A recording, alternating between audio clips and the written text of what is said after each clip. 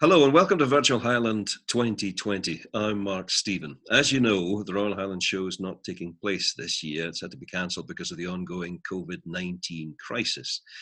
And everybody's very disappointed about it because the Highland is the time and the place every year that a big chunk of Scotland's rural community comes together, not just for an industry event, but a social gathering. It's a chance to catch up with old friends, have a few drams, and stay informed, which is precisely why QMS, Quality Meat Scotland, are putting these presentations together. There's so much uncertainty about it at the moment that now more than ever, they believe it's really important to stay informed, to hear from opinion makers, decision makers, legislators. I'm delighted to say that we're joined today by Roseanna Cunningham, who's the Scottish Government's Cabinet Secretary for Environment, Climate Change and Land Reform. Good morning, Cabinet Secretary, how are you?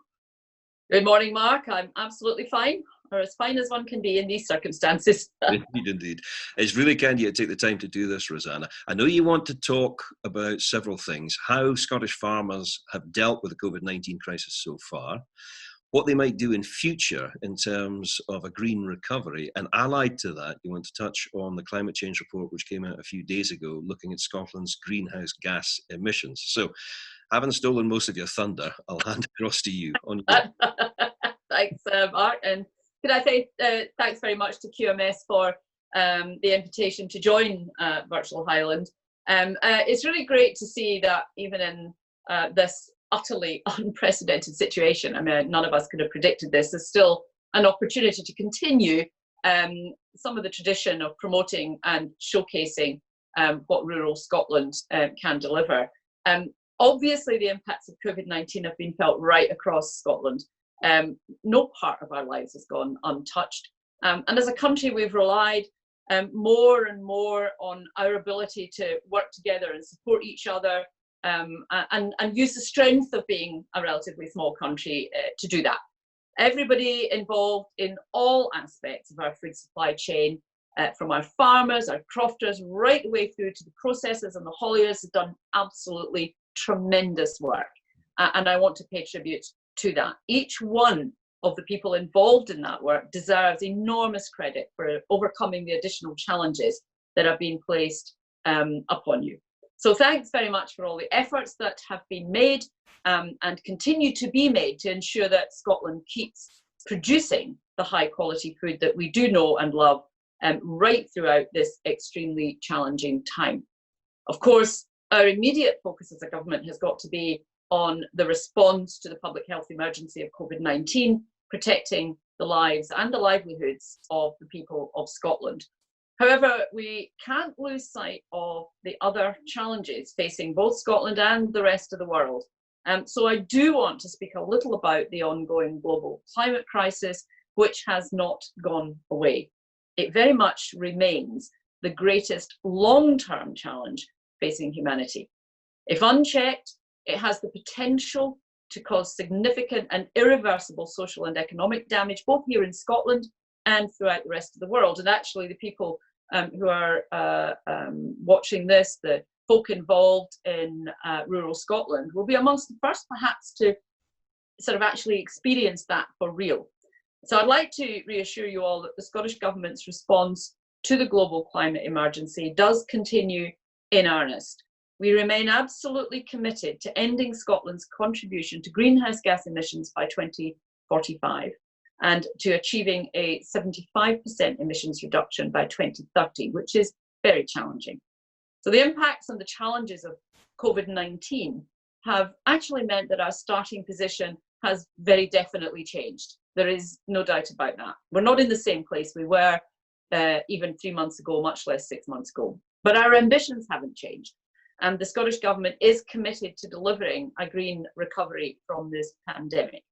We've always maintained that we firmly believe that our agricultural and wider land use sectors have a positive role to play in achieving our climate and wider environmental priorities. And that has not changed. As Scotland progresses through the COVID-19 recovery, continues on our path to 2030 and 2045 targets, our agricultural and wider land use sectors will remain fundamental to our success. Now, this week has seen the publication of the most recent greenhouse gas statistics. These statistics show the continuation of a gradual reduction in emissions from agriculture. The headline statistics showed an increase in emissions reductions, but that wasn't coming from the agriculture sector. What this now means is that Scottish agriculture has seen overall emissions reduced by just under 16% from the 1990 baseline year. Now, I appreciate that that doesn't show the whole picture when it comes to the role that agriculture has played in mitigating climate change. I am absolutely aware of the really good work that has and continues to be undertaken on Scottish farms, on crofts, on estates to plant trees and generate renewable energy. That's a huge contribution. The Scottish Government understands that in every part of Scotland, there are farm and croft businesses making changes to the way they do things, and be that through membership and actions of the Beef Efficiency Scheme, the use of precision farming techniques, or the completion of carbon audits. We know that that is happening out there. And all of these actions and much more are helping to reduce emissions, and we are grateful for this. However, in order for Scotland to achieve our world-leading emissions reduction targets, we do need all sectors of our economy, as well as all the people of Scotland, to take further action and do even more. And that does include farmers and crofters. Though rest assured, I do understand that there isn't a silver bullet, and I'm by no means suggesting that this is going to be easy. I don't want for one single minute to think that it's just about throwing a switch and it all comes into place. I know that that's not how it works. I'm also aware that climate change isn't the only environmental priority that you are being asked to deliver on, with priorities such as biodiversity, air quality and water quality all being part of the conversation. Although the last 3 months has perhaps shown us that actually big improvements in one area show improvements in all these other areas as well. And that's an important lesson. They're not just all sitting in separate pots. Scottish Government understands that we can't afford to take action to address just one of these priorities at the cost of the others. And that means that all of us have to think about co-benefits, the kind of things that can be done that will bring benefits in a number of different areas. So we're continuing to seek solutions that provide those multiple benefits, which will allow Scotland to address all of these areas whilst continuing to be a world-class producer of high-quality food. And I'm really passionate about that. I think food production is absolutely of vital importance. It can be done. At the start of April, in the light of COVID-19 outbreak, I took the necessary and inevitable decision to delay the work and the publication of the climate change plan update that we were then involved in. But it is only a delay. The recast plan, which I've rescheduled for late this year, December I hope, will be a key publication on green recovery to help the country recover from COVID-19, as well as setting out our plan to achieving our greenhouse gas emissions reduction targets. Both our agricultural and our land use, wider land use sectors will be asked to continue to stand side by side with the rest of Scotland as we look to rebuild a sustainable and prosperous country for the generations to come. And I don't want to ever let the chance go by to mention the vast amount of money we're also wanting to put into peatland restoration, which is the kind of thing that may not immediately impact farmers, but does impact the wider land use sector. And there may be farmers out there who can begin to think about accessing some of that commitment. And that delivers on the kind of multiple benefits that I talked about. Look, we're all missing the camaraderie of the Royal Highland show, the ground, the mixture of sounds, the smells, the kind of experience and atmosphere that only the show can give. God willing, it'll be back next year.